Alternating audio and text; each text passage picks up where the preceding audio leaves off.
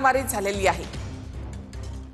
गेल्या काही दिवसांपासून पडळकर आणि आव्हाड यांच्यामध्ये हा वाद आहे। तर इथे आपण पाहतो की पडळकर आणि आव्हाडांचे कार्यकर्ते यांच्यामध्ये लॉबीमध्येच इथे हाणामारी झाली। निचोत्तम पातळी गाठतो आपण, निचोत्तम पातळी।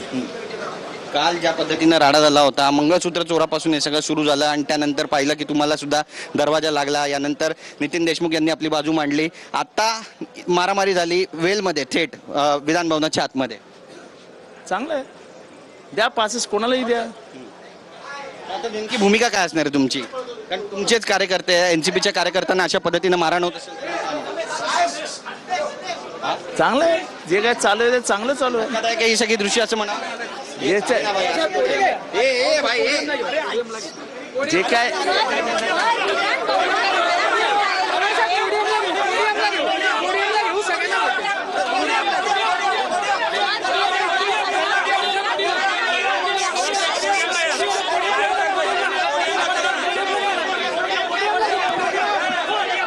जे दृश्य आपण या ठिकाणी पाहतोय की कुणालाही पासेस दिल्यामुळे असे सगळे प्रकार घडतात, अशी प्रतिक्रिया TV9शी बोलताना जितेंद्र आव्हाड यांनी दिली आहे। आणि जितेंद्र आव्हाड यांचे कार्यकर्ते त्यासोबतच गोपीचंद पडळकर यांच्या कार्यकर्ते आता आमने सामने झाले आहेत आणि थेट विधान भवनाच्या आतमध्ये जी हाणामारी झाल्याची जी दृश्य आहे ती पाहायला मिळत आहेत। त्यामुळे हे सगळं दुर्दैवी अशी टीका जितेंद्र आव्हाड करतायत। नेमकी काय भूमिका असणार आहे पुढची पाहणं महत्त्वाचं ठरेल, पण या सगळ्या घटनेनंतर राजकीय वातावरण विधान भवनामध्ये सध्या तापल्याचं दिसतंय। कॅमेरा पर्सन रोशन गायकवाडसह गिरीश गायकवाड, TV9 मराठी, मुंबई।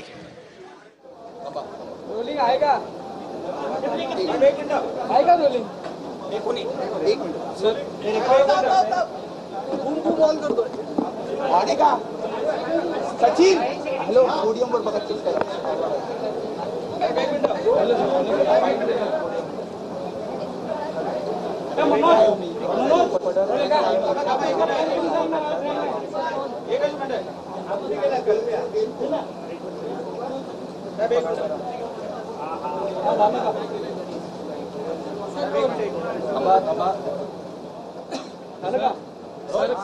सर, काल जी विधान भवनाबाहेर परिसरामध्ये पडळकरांनी बाचाबाची झाली, त्याचे पडसाद विधान भवनामध्ये कार्यकर्त्यांमध्ये आणि पडळकरांच्या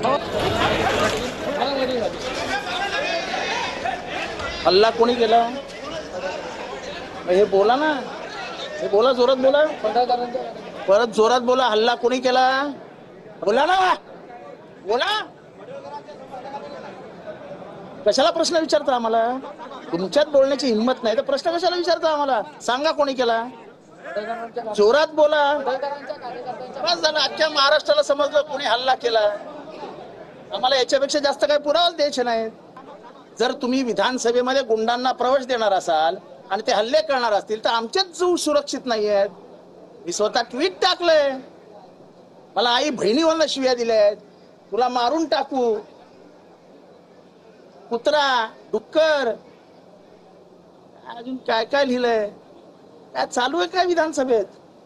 भाषण करून बाहेर आलो आणि थोडासा मोकळी हवा खेळायला बाहेर गेलो होतो, हा मालाच मारण्यासाठी आले होते हे सगळे। म्हणजे विधानसभेमध्ये विधिमंडळाच्या पायऱ्यांवर भवनामध्ये आमदार सुरक्षित नसतील तर कशाला राहायचं आमदार? काय गुन्हा आहे आमचा? कोणीतरी मवाल्यासारखा येतो, आमच्या आई बहिणीवर शिव्या देतो, त्याला ऑफिशियल लँग्वेज म्हणून डिक्लेअर करा ना। अनपार्लमेंटरी वर्ड्स वापरले जातात, करून टाका पार्लमेंटरी वर्ड्स आहेत म्हणून। सत्तेचा एवढा मुजोरपणा, सत्तेचा एवढा माज। तर विधान भवनात गुंडांना प्रवेश दिला जातो असा संताप त्या आव्हाडांनी व्यक्त केलेला आहे। त्याचबरोबर ते गुंड मलाच मारायला आले होते असं देखील आव्हाडांनी म्हटलेलं आहे। विधान भवनाच्या लॉबीमध्ये या ठिकाणी पडळकर आणि आव्हाड यांचे कार्यकर्ते भिडले।